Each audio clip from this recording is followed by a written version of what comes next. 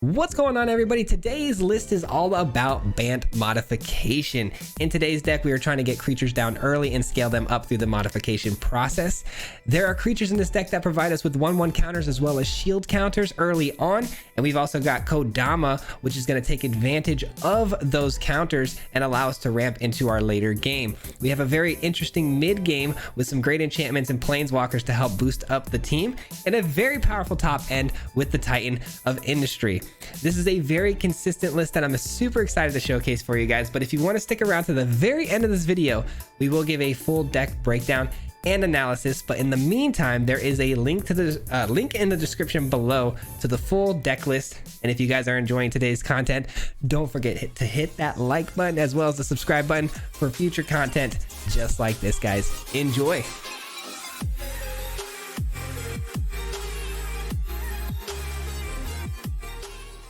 All right, ladies and gentlemen, it has been a long road back to the back to the bottom of the platinum tiers. We're at the very bottom. We've been just absolutely getting killed here on the ladder and playing some really janky things. So today I'm going to mix it up, and we're going to play something that I actually have a lot of faith in, as far as like being a good deck. And this is the deck in question. It is a BANT list. You know what? I'm gonna drop the disciplined here. We're gonna go with Gallic Readers into Kodama. Great 1-2 punch here. But yeah, this BANT list should be very good. I'm hoping. We haven't played it yet, but I have a really good feeling about it because this is something I've had on my mind for a while as far as a more competitive list. Kodama having the ability to, you know, kind of go off with its ramp mechanic could be really nice, and paired with the Gallic Readers is so good, because Gallic Readers here immediately gets a 1/1 counter, becomes modified, and gets us another land, and going first is so nice here. Let's get another white source because we have an Elspeth.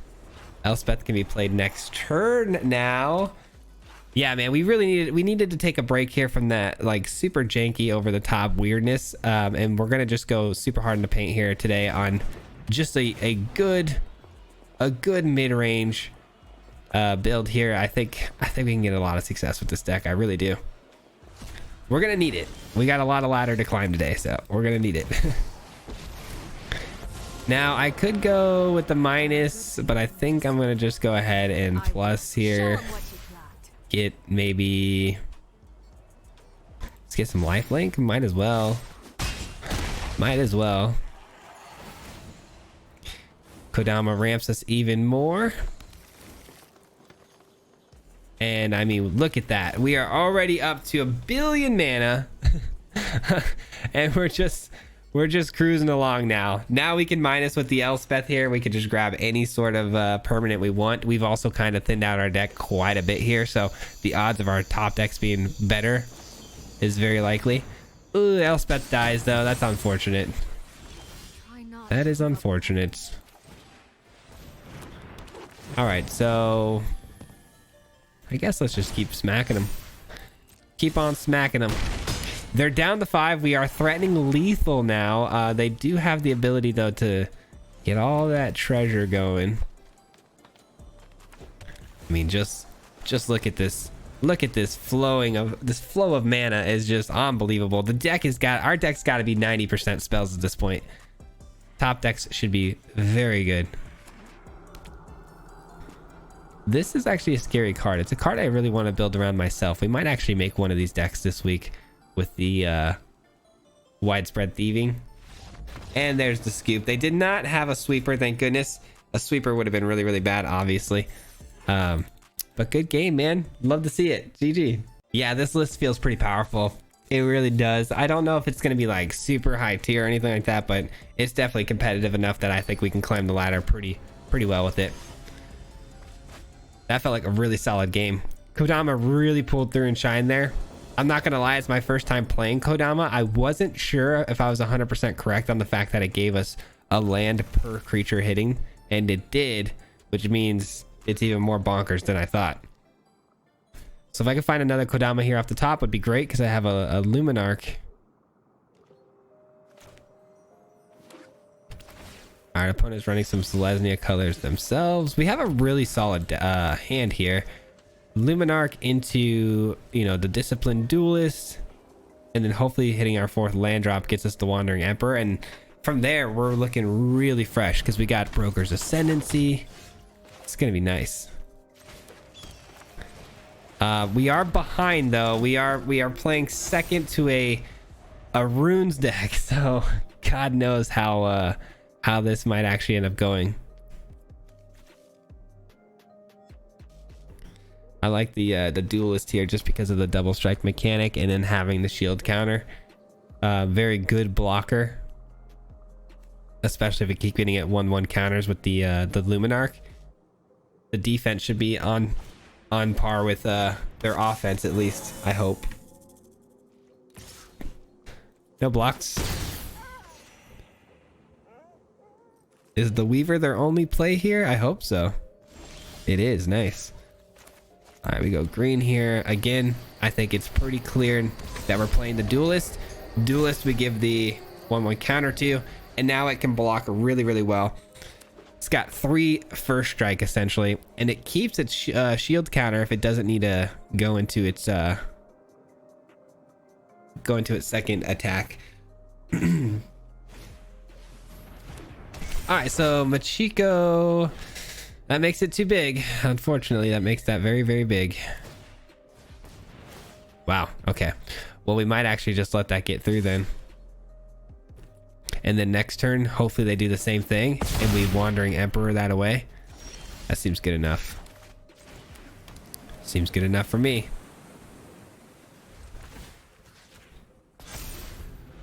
All right, Machiko hits the Jukai Naturalist. Jukai Naturalist gets copied by the Weaver. Nice. They do the exact same thing, which is going to be their downfall because the Wandering Emperor is going to come in and exile that thing out of existence. That's fine. This is all fine.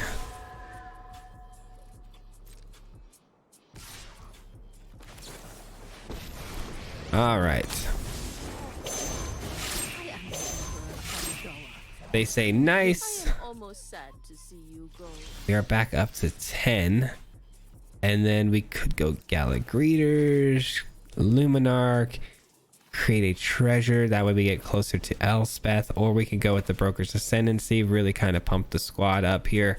But then we don't guarantee that we get to play the Elspeth next turn, which could be more life gain in the long run. I think I need to go for the treasure play here. I need to ensure that I can get an Elspeth down next turn because the Elspeth is very important. Strike fast and strike hard. All right. We can't block this, right? I mean, we might as well attack. We might as well attack because we can't block it, and we can block the Weaver with our you know, Gala or whatever. We can chump block something. All right, Machiko does go away though, thank God. All right, we need Elspeth down next turn and getting us this life gain ASAP. ASAP. Back to wandering. All right. Here we go. You know what? Maybe we give this flying and play defensively just for one more turn. I actually don't mind that. I don't mind that. Let's play defensively to protect Elspeth, because if Elspeth can minus on this next go around and we can find like a fight rigging, this could be good. Nope. But we do get Kodama, which is nice. Let's gain some life. And then we could play the Titan of Industry out and kill Machiko or the Weaver. That's nice. That is nice. One here. One here. All right, we're gonna get in for a lot of damage here. Gonna get two triggers with Kodama, which is gonna allow us, like I said, to play the Titan of Industry. Oh, I forgot they come in tapped. Matthew, you gotta be kidding me. I forgot they come in tapped. That was my bad. That was my bad. That's my inexperience with the card, unfortunately. I forgot they come in tapped. All right, so Broker's Ascendancy comes down. We do protect our Elspeth at least from death. We're down to 12. We are down to 12. Oh, that was an unfortunate misplay there. Yeah, I definitely screwed that up, didn't I? All right, well, if they play a Machiko here, we might actually even just die in the air. But you know what? We do have actually the Kodama as a blocker. It's got reach. I really screwed that whole play up, man. So bad. There's the scoop. All right. That could have been a lot cleaner if I had remembered that they came in tapped. If they didn't come in tapped, my plan was obviously to play out the Titan of Industry as a blocker for this, blow up the Weaver, and we would have been really, really prime position. But of course, I screwed up. GG. Hey, at least it passes that test of how you know a deck is kind of good, is that like you can make misplays and still win somehow. Because there are a lot of decks where you really gotta earn your wins, man. Gotta be like on your P's and Q's. All right, we're up against Ghost. Let's get it. Hopefully you're not actually running Obnixilis. That'd be annoying. Yes, please. Yes, please. We got a lot of ramp happening here with the Kodama because it follows the Luminarch. So this should be really solid. And we go first. This should be one of those games where we could potentially run away with it very fast. Anytime we go first and we have a curve like this, it can run away with the game very quickly.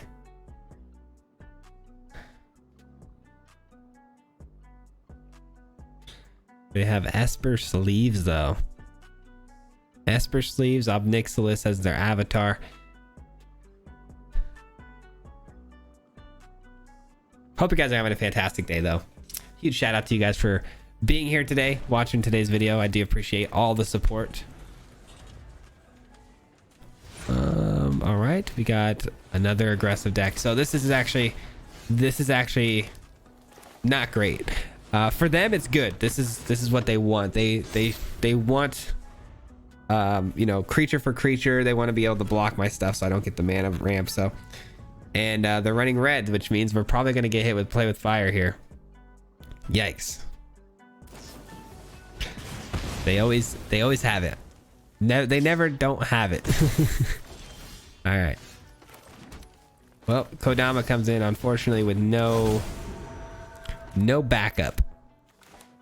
Well, they answered that pretty good, didn't they? This went from me potentially being able to run away with it to getting shut down pretty quickly here.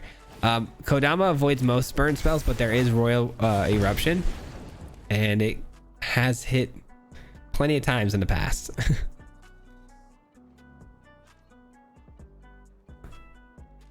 If they pass the turn here, we're in good shape. Maybe? Oh, let's go. You're saying there's a chance. You're saying there's a chance. All right, Fight Rigging is definitely the card we're going to be playing here today. And we're going to try to get a free Broker's Ascendancy. And now we go ahead and we get another land drop so we don't miss our lands. Can't be not curving out here. Like, not curving out is one of the worst things that can happen. All right, next turn, hopefully we can get an Elspeth down, put the life link counter on this thing, man, and we can kind of go to town. Thundering Raiju, yikes. Yikes. It's a lot of damage. Need this life link counter very badly. We also have, nice, we got it. First time ever I wanted a land drop and we actually got it. Let's do it. 1/1 counter puts us to 5, puts it to 6. We gain 6, go back to 16. We deal that down to 10. Or I can inscription here. I'm gonna inscription instead. I think it's a better play because it at least gets rid of the Thundering Raiju as well. Wait, I could have done that, I guess, in a different order. I could have done this first, but I wanted to gain more life. That's why I attacked in first to get an additional 1/1 counter. But I could have done it first and then gotten the Broker's Ascendancy as a free spell this turn. But I think this is fine.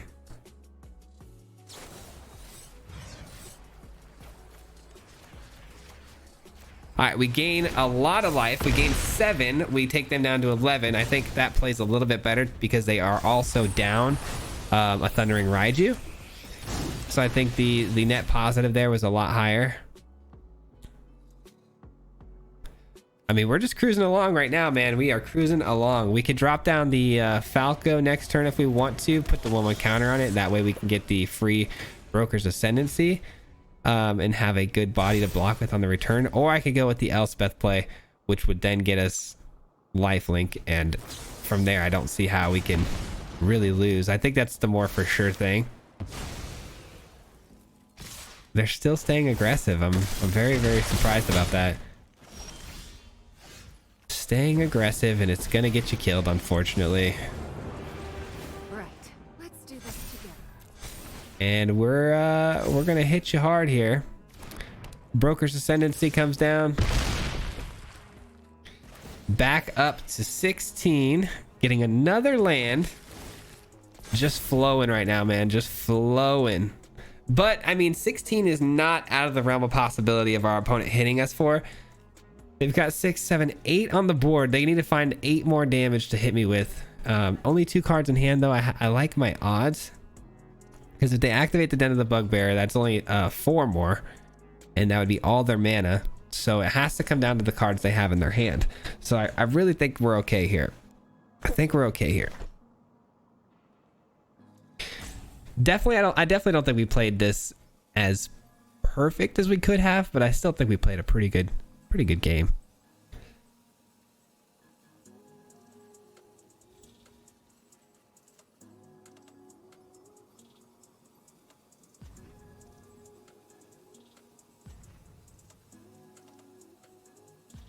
Well, we might get the salty rope here. Wouldn't surprise me. Aggressive players who run mono red and mono white are usually the most saltiest when they lose because things don't go their way. All right, we will have to make a cut here. We'll see you on the other side here in just a moment. All right, and we are back. Let's go ahead and put a I don't know, a vigilance counter on this thing. But doesn't matter. They're not going to allow me to play anymore as it is. It's probably just going to go right to the concede after their final timeout here. So we'll come back in just a moment. This is your fight. Win it. All right. Somehow we're back, and they didn't die to the timeout.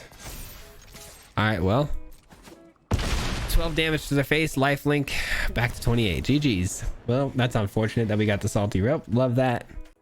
All right, well, we absolutely dominated there. We've been dominating, honestly. Kodama is an absolute powerhouse of a card. I can't lie. Like, not missing your land drops because Kodama's just there to back you up is so clutch, man. It really, really is. This hand is not keepable, I don't think. This hand is also probably not keepable, but we're gonna have to. We don't want to mulligan again, especially when we have, you know, the mana's right and we do have at least a turn 3 play. But yikes, as far as games go, this will probably be one of our worst ones we've had. Let's see. We're up against Clerics. Okay, Clerics is interesting. We could kill some stuff with the Inscription of Abundance and the Duelist, which is nice, hopefully getting us to where we need to go. All right, Luminarch right away. Might as well play this out tapped now because we don't have a turn 2 spell. But Luminarch's gonna get pretty big. It's gonna be hard to deal with. Going second and not have anything until turn 3 is not fun. Not fun at all. And a Valkyrie comes down to top it off. Big yikes. Big yikes. At least we have the Duelist to threaten to kill the Luminarch if they want to attack in. So maybe they pull the reins on that a little bit. They hold it back, but I doubt it. I highly, highly doubt it. All right, well, that makes things almost impossible because now we have to potentially kill this first. And if we do, it's kind of a waste, honestly. I don't know, man. Broker's Ascendancy is nice because we didn't really have a turn 4 play here, so now at least we have something we can do.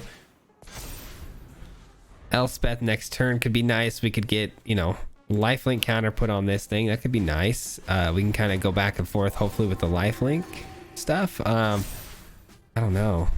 I just don't know, man. I don't think we can win this. We were just a little, I mean, a little, we were way too slow. Way too slow. And going second here against Clerics is not a fun place to be in. But somehow we're holding them off from attacking in, which is so cool. Honestly.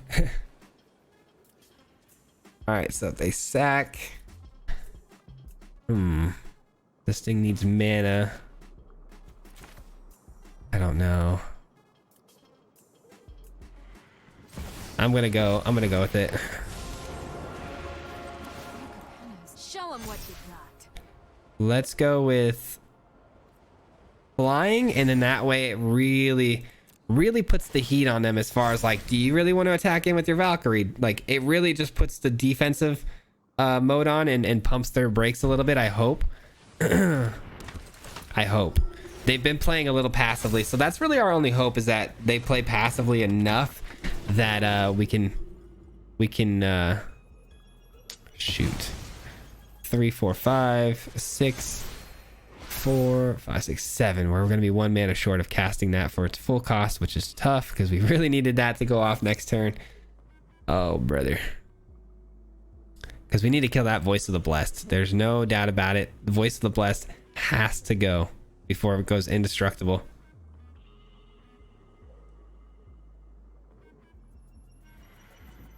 The problem though with the Voice of the Blessed is it's just going to come back because of the aura. Things are just getting really out of control at the moment. I'm surprised we're still in this game, to be honest. I don't know how that's possible, but the opponent's really letting us into this game, which is wild. Let's do this together. Lifelink. Let's go lifelink here. I think that's the move. Lifelink, and then we fight.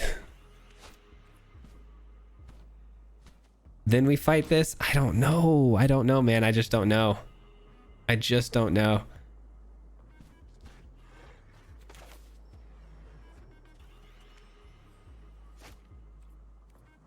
We can do it at instant speed though, so it's all good. Let's just go ahead. Let's go ahead and plus up here. We can also create angels now. We can create 5 3/3 angels, and then the Broker's Ascendancy kind of goes off. Oh no. That was worst case scenario. That was worst case scenario.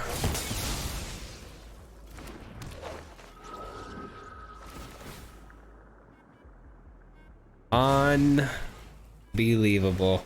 And then we lose the Elspeth. Yeah, that's game. That's game. We were one turn from almost absolute victory there, because we create the angels with the Elspeth the following turn. We still have Elspeth. All the angels and the disciple get get pumped by the Broker's Ascendancy, and it all gets just absolutely shattered by one Skyclave apparition. That is crazy. That's game. Well, we tried our best there. I mean, with the hands that we were dealt there to start off that game, we were bound to lose. I can't believe how close we were to coming back there. Almost had it. I didn't even know clerics were still a thing, to be honest. I didn't think that was still floating out there. It's all good though. All right, we get to go first with the Gala Greeters into a fight. Rigging is not the greatest one too, but you know what? It's good enough. Way better than last game, and we get to go first, so should be a dub. We'll see.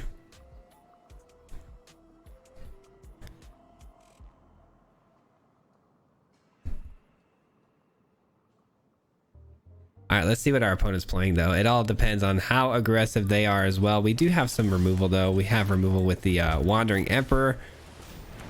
And Gala Greeters, you know, getting hit with the fight rigging right away is pretty nice, because you know, it's going to get 1/1 counters by itself as well, so it can get to 7 pretty quickly, I believe.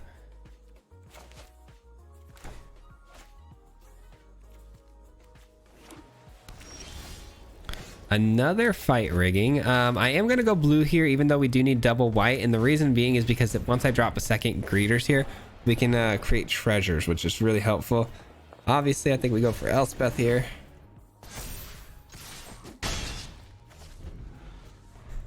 Hopefully we just hit a white source off the top. That would be the dream. But if not, we've got, like I said, the treasure. So, all right. So that's okay for us. They don't get a land. Did they mess that up on accident? I think they screwed up. All right. We're going to go for the treasure here. And one counter here. Attack in. Say go. We're up to 4. 5 mana. We're 2 away from the Titan.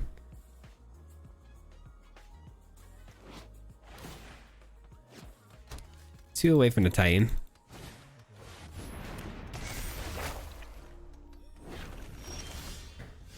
And we draw Kodama. That's actually really good. And they've taken another turn off essentially to play an enchantment where they don't grab. They scoop it up. I was going to go ahead and create a treasure with the 3/3 and then put the 1 counter on the other one. So looking pretty good there. GG. All right. I don't know what happened in that last game, man. I don't know what was going on with them. They were playing spells and they didn't have the mana in their deck apparently. So maybe they just built that. I've actually done that before where I built the deck and realized that I played a card that would pull certain specific type of mana, and then realized I didn't have enough basics in the deck to pull those mana, or pull that mana specifically. So maybe that was their first game with the deck. I don't know.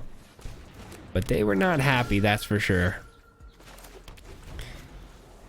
Not having a play here till turn 3 is a little rough, but I do have Wandering Emperor. We are up against Runes though, and Runes is just a nasty deck, man.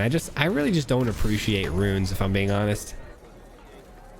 Not my favorite thing to go against.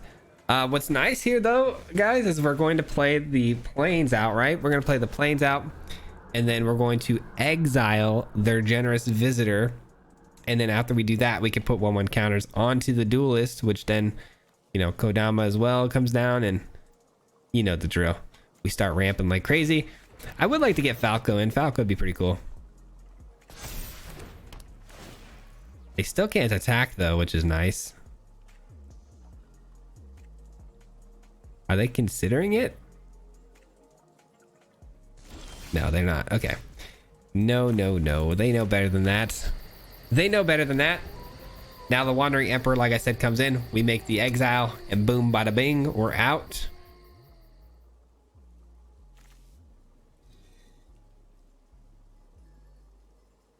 I hope they give enough runes to this visitor though that they can actually attack, because if they don't, and we have to play the Wandering Emperor out just to get a couple 1/1 counters, it's still good, but it's not what I wanted to do. That's for sure. All right, so they are at a 3/3, so good chance that they might want to try to trade here. We'll see. You know you want to try it. Yeah, my guy. My guy. All right, let's gain some life. Get rid of that. I could have just given a 1/1 counter there too. I'm very aware of that, but I think that was just a little bit of a better play, if I'm being honest. Let's go with the Kodama. That way we can get some ramp going. Hit him for 6. Double down on the old forests here. God, that's so good. That is so good. The double strike mechanic tied with Kodama's ability just to draw 2 more lands out of my deck is just, it is so amazing. Runeforge champion. Now we get, you know, 1 mana runes here, which is basically the rest of what their showdown drew them. And they didn't play a land yet, so they play a land drop here, and then they could play both of these runes of speed, and then their hand will be completely overfold, and then they can discard the hand size. I don't know. I like it. I think we're fine here. I think we're definitely winning this game. Runes just doesn't stand a chance here, I don't think. Falco comes in, like I said, it's also got some really cool stuff on it. It's going to come in with a shield counter, which is cool. And then we get to look at the top card of our library. So that'll be fun. And we got plenty of counters that we can remove off of our creatures to cast spells from the top of our deck if we want to. And plenty of mana, so. Alright, that's not good because it can kill the Wandering Emperor. That's unfortunate. It is unfortunate. Ooh, Broker's Ascendancy is fun. Alright, let's play out the Falco and see what we got off the top of our deck here. It's more land. Alright, fair enough. Fair enough. 6, 7, 8, 9 damage. Yeah. Yeah, let's do it. Let's really, really thin out the deck here. That way, every spell that comes off the top of our deck is a banger. It is a banger. All right, everything is pumped to the moon, and we got a 4/4 with a shield counter on it. We know we're getting a land off the top of our deck, but we can cycle that land away, which would be nice. And now they get lifelink, so that thing is pretty beefy. Pretty beefy with lifelink. It does have trample as well. Okay. There's a plus here, and the plus is that they don't give double strike runes, because that would be really bad. Trample's bad enough, though. Especially when you got the Showdown of the Scalds just pumping this thing super hard. Wow, they got big really fast, didn't they? Do they have another one? If they have another Machiko, that is crazy. I know they threw one away, so the odds of a third one is pretty unlikely. Okay, it's fine. Shuffles my deck for me. I like that. Actually, let's get this down. Broker's Ascendancy is coming off the top here. We take 15, which doesn't feel great at all, but they go back to 20. Can I deal 20 damage on the return fire? We got 4, 5, 6, 7, 8, 9, 10. Wait, hold on. I did that wrong. 8, 9, 10, 11, 12, 13, 14, 15, 16 damage currently based. And then it all comes down to what I can draw off the top as well. Of course, it's a land on top of my deck. How could it possibly be a land on top of my deck? That's crazy.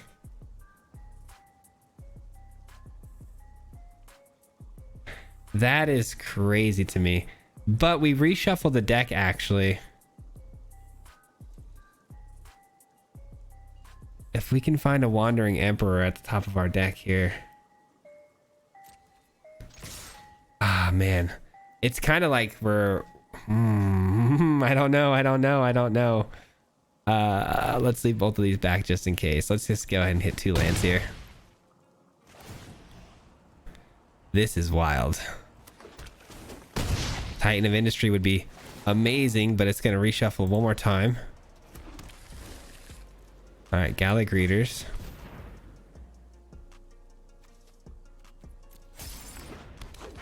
All right, Cleric.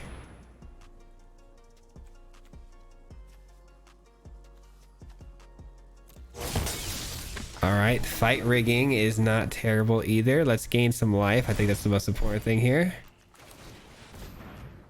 And then it's a land. But we do reshuffle, actually. Nice. Inscription of Abundance would be great.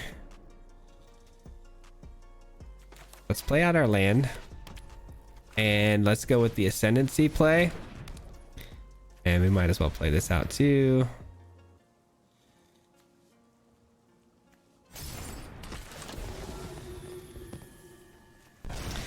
All right, that was a pretty solid turn. Putting us in a good spot to hopefully make some good blocks here. We have a lot of creatures here. Oh man, I just don't know. 15 is a lot of damage, man. It is a lot of damage. All right. I think we're okay now. We didn't get hit with another Machiko, which is great. All right, so this has a shield counter, so it will survive. We don't need any more mana, so that's fine to go. That's 9. We absorb 9 of the damage here, putting us at 6 more. I could survive this and then leave the rest of these here.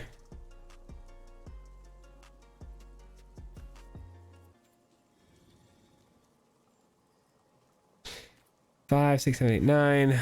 6 damage, putting us to 2. I think that's fine. I probably should have played it a little safer than that, but we'll see. If they have yeah, that could have been bad actually, now that I think about it, because if they had the ability to phase one of my creatures out, which is very likely to happen, we would have been in trouble there. Nice, that's what we're looking for. Thank God. Okay, thank God. That is what we needed more than anything. See you later, my guy. I am almost sad to see you. All right. Yes. Gala greeters. Let's just keep eating all the treasures off of, or the counters off of it. All right, another Gala greeters in.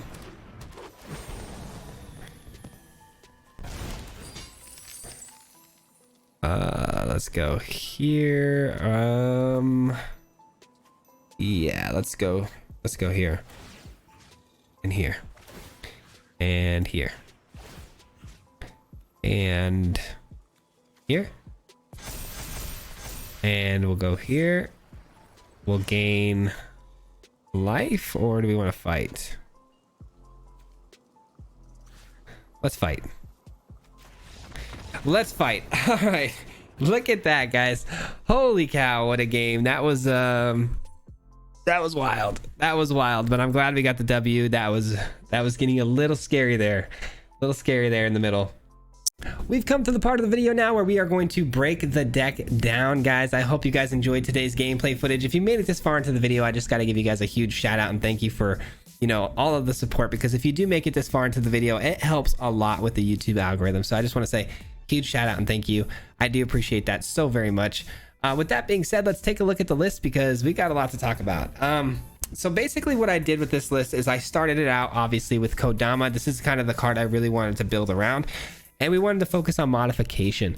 There are a lot of ways you can do that. This deck, you know, could be essentially a Gruul list if that's what you're trying to do, because there's a lot Gruul offers as far as 1/1 counter stuff. Halana comes to mind immediately. There's also the legendary stuff that you can do with Kodama and you know, and Gruul. But I decided on BANT, and the reason I decided on BANT was because of shield counters. I really like the Disciplined Duelist. Excuse me.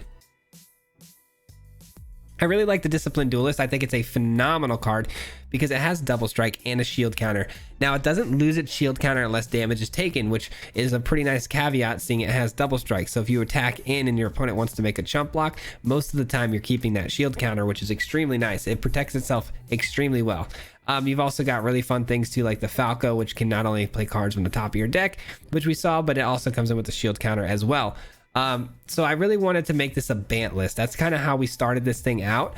And of course, who doesn't want to play Broker's Ascendancy, right? So of course, naturally we fell on things like Elspeth, because Elspeth can grab us a 3 mana, you know, spell and give it a shield counter as well. It also has the modification, plethora, you know, smorgasbord on this thing with its +1. You can put any sort of modification on a creature you want to, which is super, super great.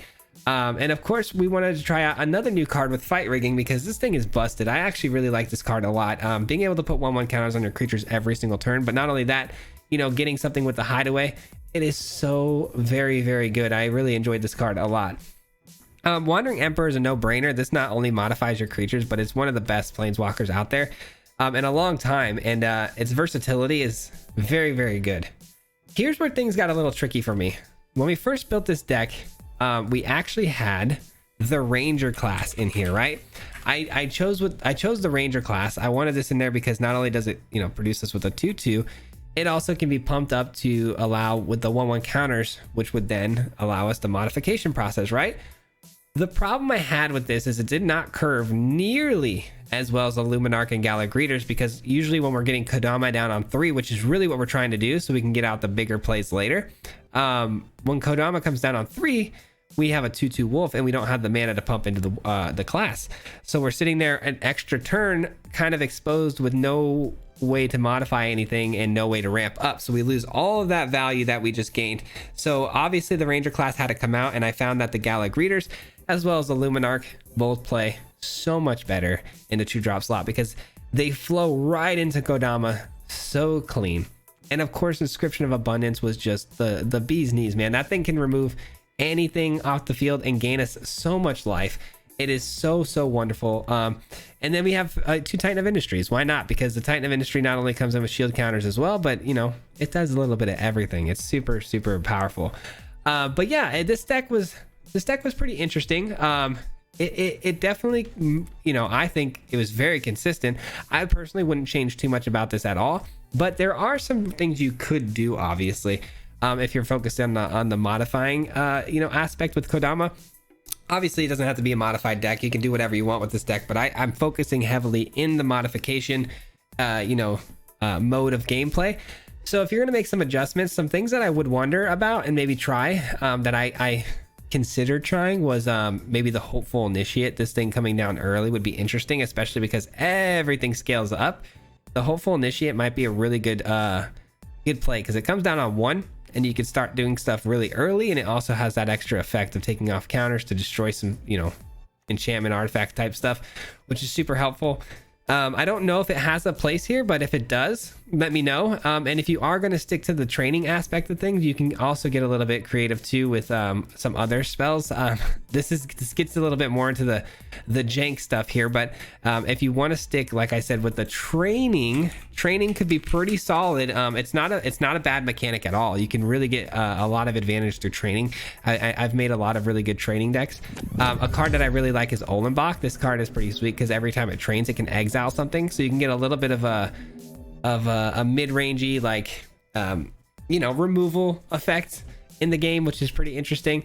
And then also you got the Torrens not only trains but drops a bunch of human soldiers that train every time you drop a creature. This actually probably would be the best option if you're going to try to do the training mechanic that you could throw into the deck.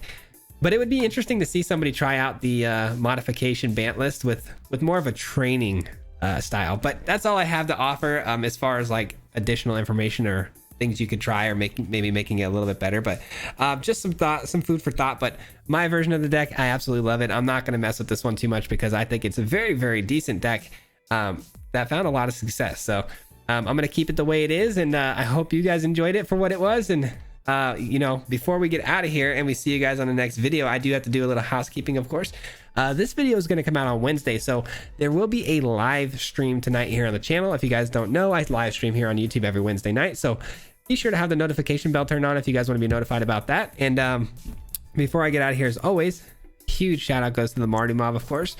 The Marty Mob, these names here are the people that help support the channel through our membership program here on the channel. We call it the Marty Mob.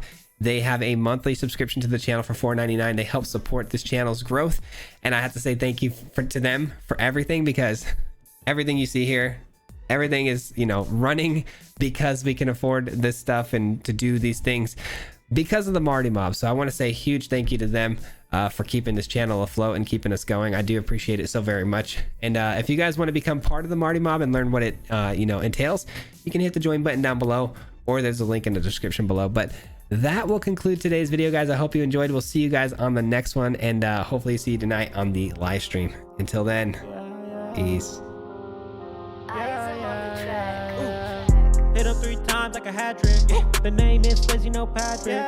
If you play him, then it's tragic. Hit him with the mythic, yeah, that's magic. MTG, that's what you'll see if you like and subscribe. With the upload, man, all of the time. Coming with the best decks, this is the meta. This ain't cheap, yeah, it's custom to cheddar. Talking real crazy if you think that you better.